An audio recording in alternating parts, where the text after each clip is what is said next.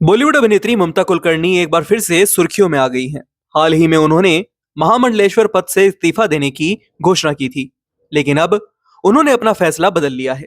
ममता कुलकर्णी ने कहा कि उनकी गुरु आचार्य महामंडलेश्वर लक्ष्मी नारायण त्रिपाठी ने उनका इस्तीफा स्वीकार ही नहीं किया, इसलिए वह अब भी अपने पद पर बनी हुई हैं। ममता कुलकर्णी ने 10 फरवरी को इंस्टाग्राम पर एक वीडियो साझा करते हुए महामंडलेश्वर पद छोड़ने की घोषणा की थी।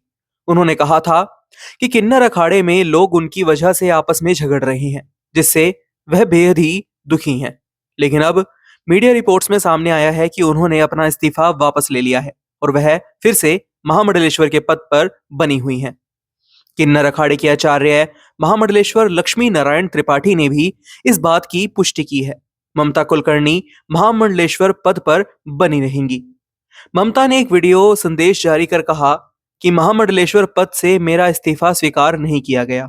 मैं आभारी हूं कि आचार्य लक्ष्मी नारायण त्रिपाठी ने मुझे इस पद पर बनाए रखा। महामंडलेश्वर बनने के बाद मैंने जो गुरु को भेंट दी थी वह छत्र, छड़ी और चवर के लिए थी, और उसमें से जो पैसा बचा वह भंडारे के लिए था।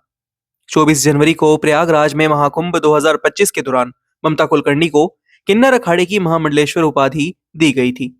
इस दौरान आचार्य महामंडलेश्वर डॉक्टर लक्ष्मी नारायण त्रिपाठी ने उनका पिंडदान और पट्टाभिषेक करवाया था।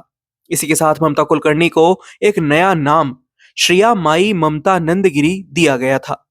कभी बॉलीवुड की मशहूर अभिनेत्री रही ममता कुलकर्णी अब पूरी तरह से आध्यात्मिक जीवन अपना चुकी हैं। वह फिल्म इंडस्ट्री से दूर रहकर आध्यात्मिक कार्यों में सक्रिय हैं। महामंडलेश्वर बनने के बाद से वह धार्मिक आयोजनों में हिस्सा ले रही हैं और सन्यासी जीवन जी रही हैं। ममता कुलकर्णी द्वारा पहले इस्तीफा देने और फिर वापस लेने के इस फैसले से किन्नर अखाड़ा फिर से चर्चा में आ गया है। महामंडलेश्वर बनने के बाद उनके अखाड़े में विवाद की खबरें भी सामने आई थी, जिसकी वजह से उन्होंने पद छोड़ने की घोषणा की थी। लेकिन अब उन्होंने अपने गुरु के कहने पर फैसला बदल लिया है। अब ममता कुलकर्णी अपनी महामंडलेश्वर पद की जिम्मेदारियां निभाते हुए आध्यात्मिक कार्यों में लगी रहेंगी। आने वाले महाकुंभ आयोजनों में भी उनकी सक्रिय भूमिका रहेगी। किन्नर अखाड़े में उनके योगदान और भविष्य की गतिविधियों पर सभी की नजरें टिकी रहेंगी। इस पूरी खबर को लेकर आप क्या सोचते हैं? अपनी राय हमें कमेंट बॉक्स में जरूर बताइएगा। फिलहाल के लिए इतना ही। देश प्रदेश से जुड़ी महत्वपूर्ण खबरों को जानने के लिए बने रहें सिटी वेब न्यूज पर।